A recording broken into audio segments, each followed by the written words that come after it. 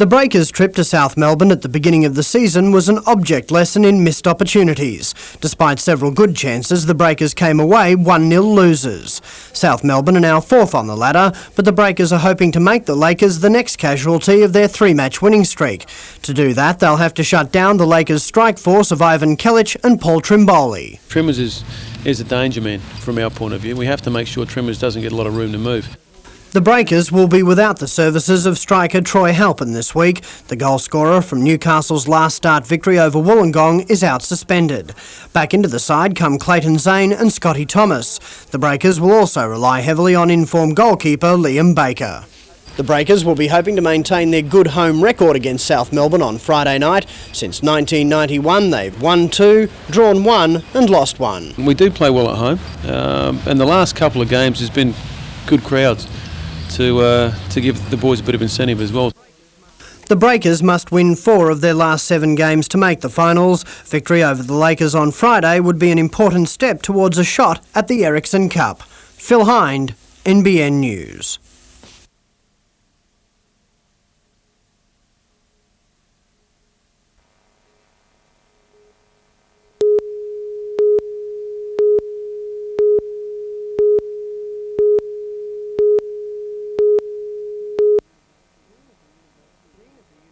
Dean of the University of Newcastle Law School, Professor Neil Rees, describes the federal government cuts to legal aid as mindless. He believes it will actually cost the legal system more. Having unrepresented people appearing in courts inevitably slows down the process. So it's going to be costing us more money per case to move cases through the system. New South Wales is one of 3 states now looking at its own legal aid commission. Professor Rees warns against the move, saying in many instances individual cases cross state and federal jurisdictions. One case in point, family problems. Domestic violence is a state responsibility, while custody is the realm of federal law. It's like saying to somebody in a medical system, you go to one hospital to have your anaesthetic and you come to another one to have your operation performed.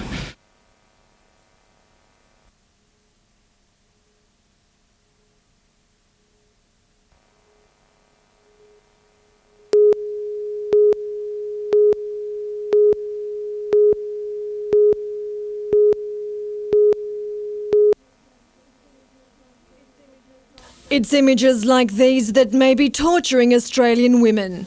Pictures of reed-thin models creating unrealistic expectations. A study at Newcastle University has found that 98% of 18 to 22-year-olds are unhappy with their weight. A particularly alarming statistic, considering most of the respondents were normal or underweight. We've been having some interesting discussions with the women's magazines about this and their role in promoting a healthier body image, and it's very complex. We don't know why women are so unhappy. I guess they're just surrounded by images of thin women. While women's magazines are coming under fire for promoting such images, Dr. Brown says she's more concerned with the long-term implications of such findings. We know that being overweight has some association with cardiovascular disease, diabetes and other health problems, but we don't really know yet what being thin means over a long period of time. The study has also revealed that most middle-aged women are not doing enough exercise, with more than half saying they do little or none at all. It's really not surprising because they've taken on so many additional roles in the last few years that I think finding time to exercise is a very big problem.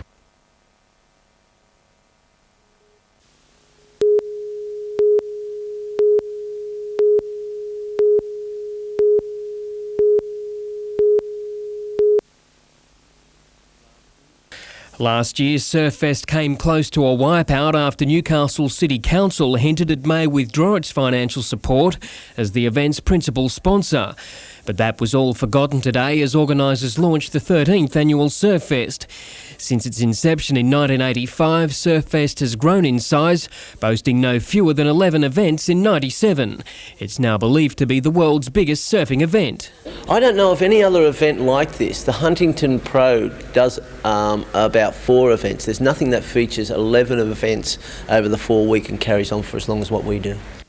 The surfing will take place for a month starting mid-March. The Mark Richards Pro, a 4-star world qualifying series contest, hitting the waves in the second week of April. 900 surfers are taking part, with Newcastle's Matt Hoy and Luke Egan out to end the hoodoo for local surfers. Surffest will be televised around the world, ensuring Newcastle's best assets are seen. I think 85 did a great thing in showcasing Newcastle for the first time. Now this is returning over $1 million on an annual basis to the city of Newcastle. It's something that the city needs to be showcased each year. Blake Doyle, NBN News.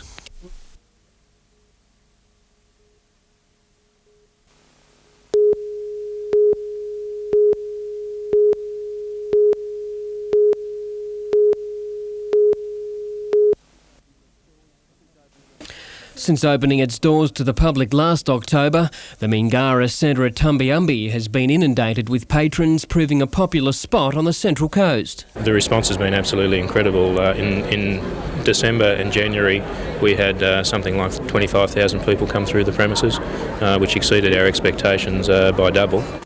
After 4 months, the centre was officially open today. Governor-General Sir William Dean given the honours. Mingara is literally the leisure centre of the Central Coast, with an indoor 50-metre pool, gymnasium and recreation facilities. But management isn't resting on its laurels. It's hoped a hotel and convention centre on this site will add to Mingara's diversity. We see the construction of our 150-room motel, along with the addition of a convention and conference centre, really opening up the tourism and conference market for us, and that'll bring a lot of additional business and wealth to the Central Coast. The hotel is expected to be finished by the end of next year.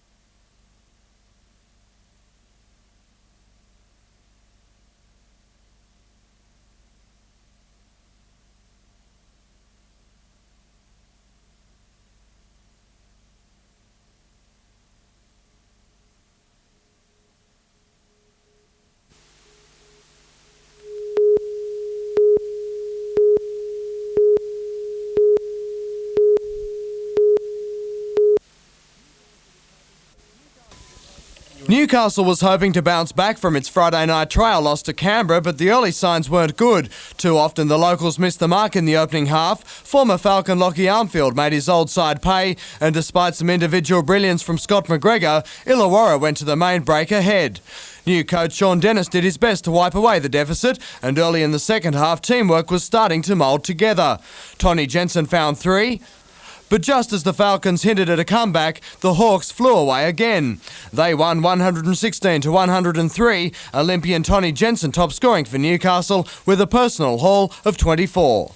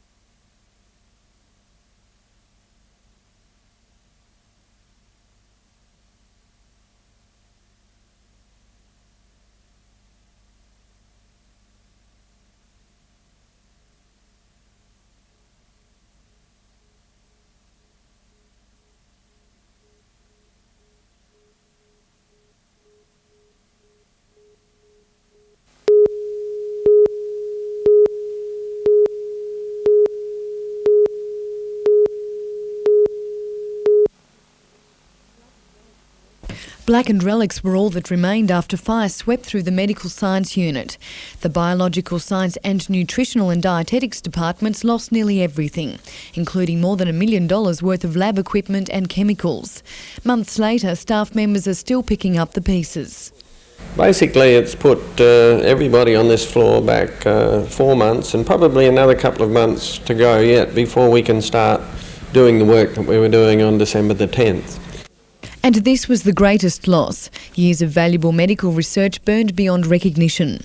Study into the debilitating disease chronic fatigue syndrome suffered a major setback. Research samples and data destroyed. We lost some samples which were prepared, ready to be analysed, so we have to do all the work, the preliminary work to get those samples ready. While insurance money has refurbished the laboratories and offices, funding is still needed to douse the expense bill. Today it was forthcoming with a $5,000 cheque from the Lions Club. Peter, thank you very much for this. That's really wonderful. We greatly appreciate it. While the additional cash will boost research work, students will still need to make do with temporary facilities for the next few weeks before the unit is fully operational. Vanessa Spark, NBN News.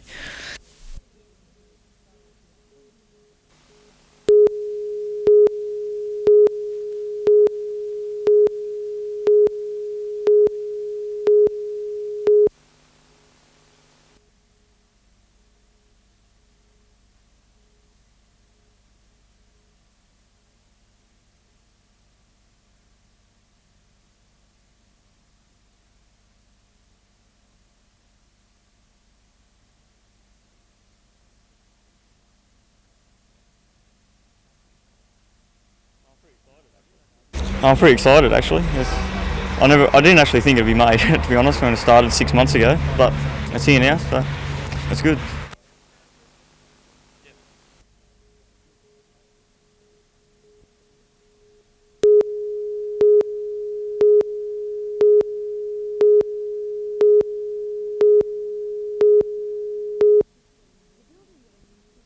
The building of a new 15-berth jetty behind the Fishermen's Co-op on Lake Macquarie at Swansea has proved a controversial issue, with debate centring around the future of commercial fishing on the lake. Those against fear a new jetty will only consolidate the professional fishermen's use of the area. But the fishermen say a jetty is needed to tidy up the makeshift moorings and provide safer access to the lake. The jetty will be able to be utilised by not only the commercial fishermen with their boats, but any public that wish to put their boats in to go fishing in the lake. Last night, Lake Macquarie Council narrowly voted to approve the jetty, which is expected to cost around $40,000. At the moment there's a fairly casual arrangement with some pontoons and a fair bit of informal mooring adjacent to the co-op, and the jetty would overcome that arrangement. Some dredging work will also take place to provide deeper access for both recreational and commercial boats. Emma Ossian, NBN News.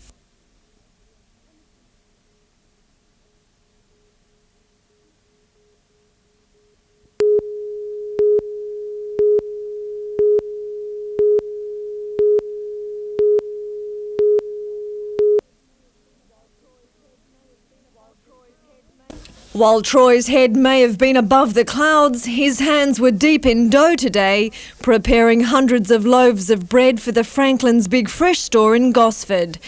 The final year apprentice baker has already scored what many of his colleagues take years to achieve: champion loaf at this year's Sydney Royal Pie and Bread Show. So I didn't know that I was going to win it or anything. So I just, you just make your bread and you make as best as what you can. The only apprentice in the state competition, Troy outbade his more experienced rivals, scoring almost a baker's dozen of prizes for his entries. While he dabbles in the odd pie and pastry, bread is his forte. Continental loaves like the award-winning sourdough a specialty. Troy believes perfecting these varieties is the key to a lucrative future. Continental breads are taking off in Australia, and this is the market where it's going to improve. There's a lifetime of 3am starts ahead of him, but the accolades have inspired Troy to keep experimenting, no doubt with the hope he'll continue to rise to the occasion. Sarah Griffiths, NBN News.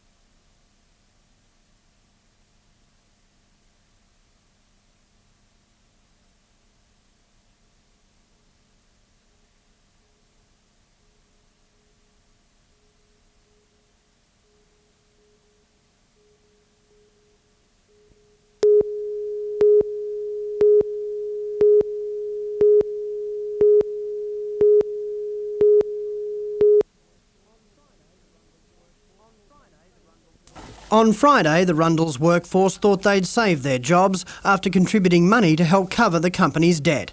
This morning they arrived at work to be greeted by the receivers armed with termination notices. We all thought on Friday when we went home for the weekend that everything was fine. Some of us had a fair idea, but for today to actually come, I think it's an actual shock.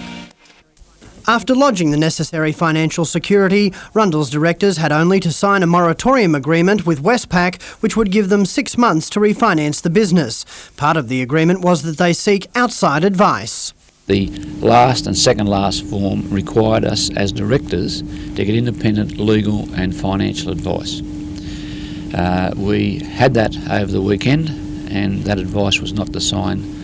Rundle's wanted more time to go over the agreement, a request the receivers turned down. It got to a position on Monday where I formed a view that the further extensions of that deed was not in the interest of creditors. Over the next 5 weeks, the receivers plan to wind up the 90-year-old business. Rundle's say they'll attempt to negotiate a new deal with Westpac in the next few days, but time is running out. It's a matter now for the Board of Rundle's Holdings, if they say they have a proposal, which they say they have, is to put that forward. Workers, though, aren't holding out much hope their jobs can now be saved. Game over. Yep. So all I've got to do is find new jobs now. Phil Hind, NBN News.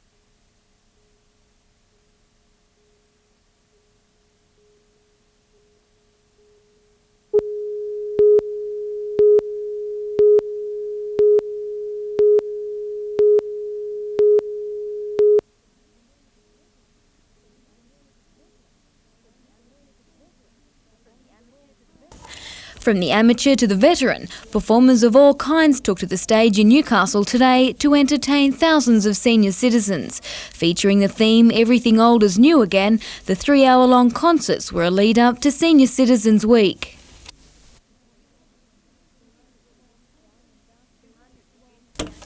"200 students sang and danced their way through old favourites, with many of the acts from this year's Starstruck concert. Getting into the swing of things, former Lady Mayoress Margaret McNaughton was among the crowd. She was one of 14 people who received a Premier's Award for more than 25 years of community service. On more than 30 charity committees, the much-loved lady has spent the past 3 decades assisting and entertaining the elderly. I feel very honoured because to me the award is very much a shared award. and the things that people do in a voluntary capacity in the whole community seldom get recognition, and I'm just so proud to be the person holding the flag for them. Simone Cobb, NBN News.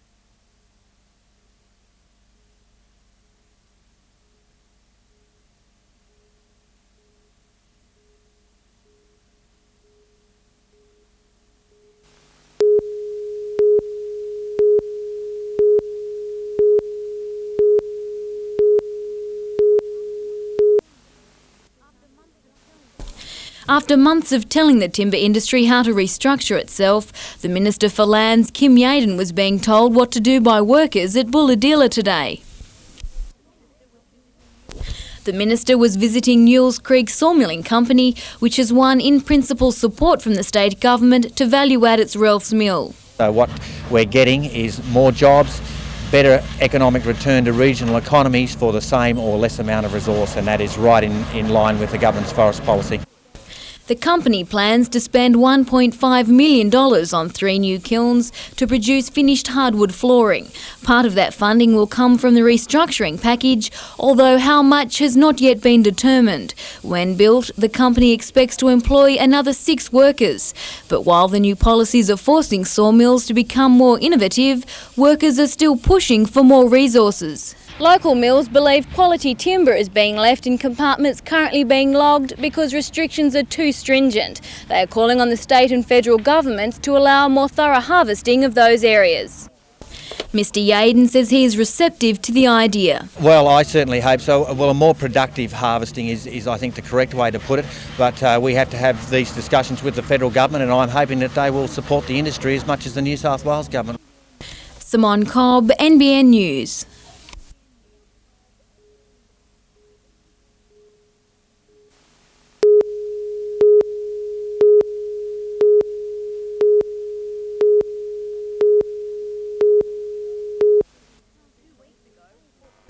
Two weeks ago, Port Stephens Council voted in favour of a levy on local businesses to help finance a tourism project.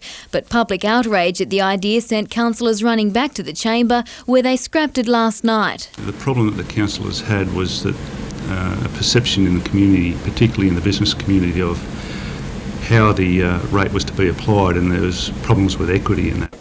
Council spends $250,000 each year on tourism. After developing a strategic plan, the tourism organisation of Port Stephens said another $190,000 was needed to properly promote the area. Its solution for funding was the levy idea. Council says it's in a catch-22 situation. The more money it invests in tourism, the greater the cost to maintain. The problem for council is that the more visitors that it's attracted to the area, the more need for infrastructure facilities such as car parking. Council will consider making TOPS an independent body and says a charge of some form could still be placed on ratepayers. Simone Cobb, NBN News.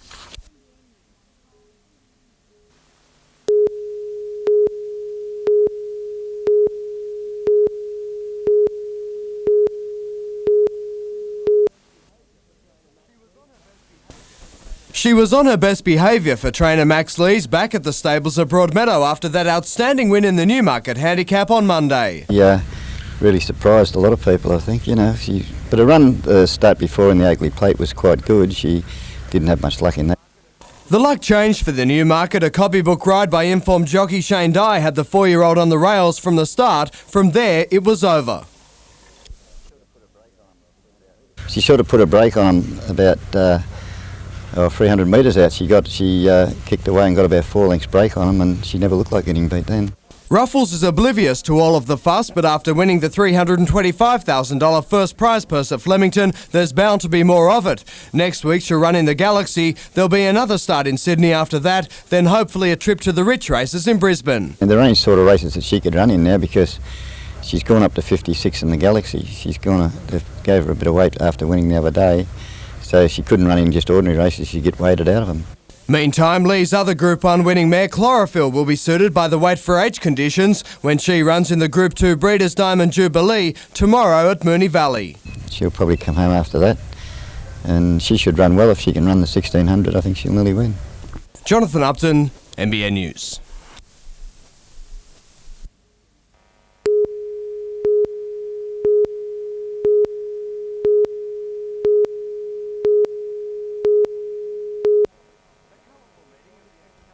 A colourful meeting of the Excalibur Club today, night supporters joining players and club officials. The talking point, the weekend clash with Norths. It's going to be a real test this weekend because they're a very hard side. They've got plenty of informed players. Norths and Jason Taylor's going to be at their leading. Maybe we should close him down. We might stop half their side.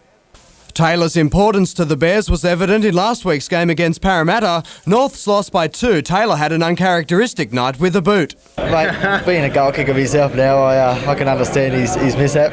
But mate, I'm sure he won't miss many this week. So. While Jason Taylor will be closely marked by Newcastle, the Bears will have to point their claws at Newcastle centre Owen Craigie. The 19-year-old former Australian schoolboy is one of a number of young stars in the backline showing promise of big things to come. I sort of worked hard in off-season in the gym, talking to Mal and a few of the boys helped me out a bit. And this year I've just sort of prepared myself well for every game. And it's worked out good for the team and for myself. The Knights will need another team performance to score back-to-back victories. North Sydney expects a packed crowd to watch the club's first home game of the season. They're pretty solid on their home soil, and we've studied their players and what they're going to do, and we're just going to go out there and just have that winning attitude and take it from there. Sunday's clash on NBN at 4 o'clock. Jonathan Upton, NBN News.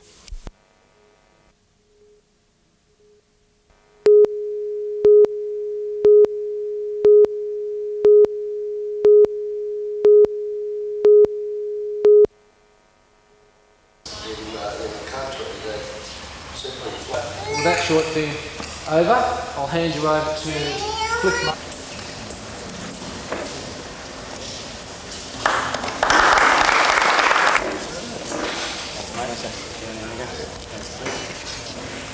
David. Thank you. You can do.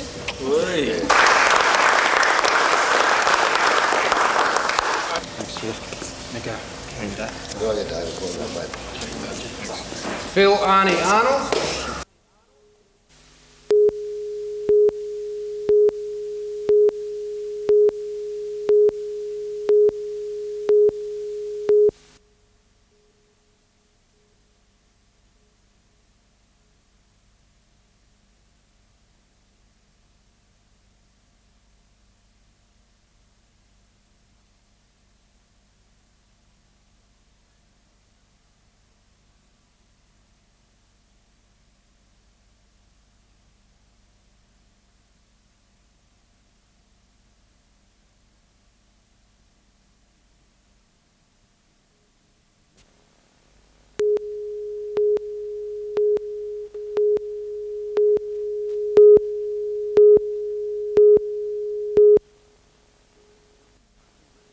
A children's jumping castle may have seemed a bit out of place against a backdrop of heavy industry, but it represents a more open approach by Pasminco to its place in the community. A lot of industries have had tours before, but a lot of them these days are trying to be more open in what they've done and trying to communicate with the community, especially about environmental issues or problems that they have, and trying to learn from the community what their issues are and what their problems are, and how we can better perform, how we can have better production, the quality and the safety of what we do here.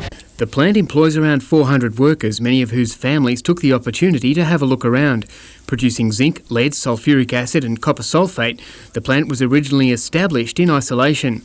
Now hemmed in by houses and concerns over lead contamination, Pasminco devotes a lot of time and effort on pollution reduction and prevention. Also at Lake Macquarie, hundreds of cyclists took part in the Loop the Lake fundraising ride. Aiming to raise more than $20,000 for the John Hunter Children's Hospital, cyclists covered an 85-kilometre course from Spears Point.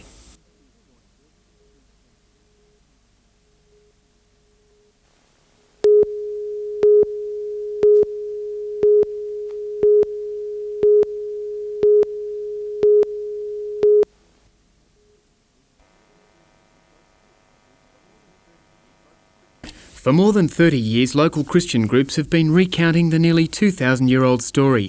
From the Garden of Gethsemane through the trial, the scorn, crucifixion, death and resurrection of Jesus, worshippers walk a hill set up with stations of the cross.